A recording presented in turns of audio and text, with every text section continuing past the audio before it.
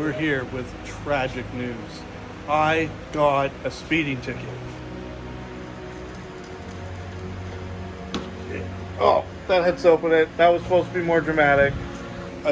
I've taken the liberty to do a full-scale recreation, so let's get into it. So here I am, fans running for dramatic effect, bombing down the highway, doing normal Bob speeds. Getting a little excited because I'm in a 110 zone. So I'm doing my typical 25 over.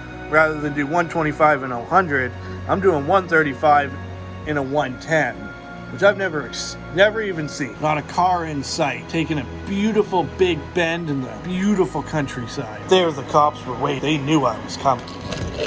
As I rounded the corner, they come hood sliding out of this U-turn,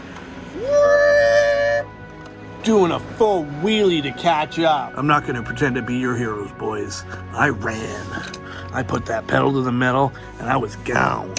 Until they put the cherries on and I pulled over. So there I sat, waiting for the fuzz. He approached from the passenger side, asked for my information, and disappeared.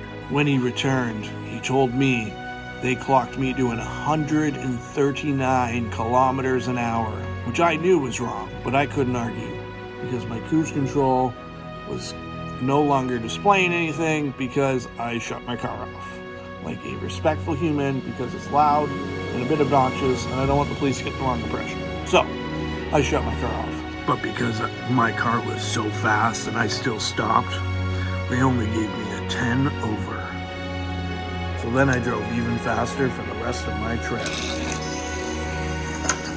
That is the entirely true story, completely factual and accurate, to-scale reenactment of how I got my first speeding ticket.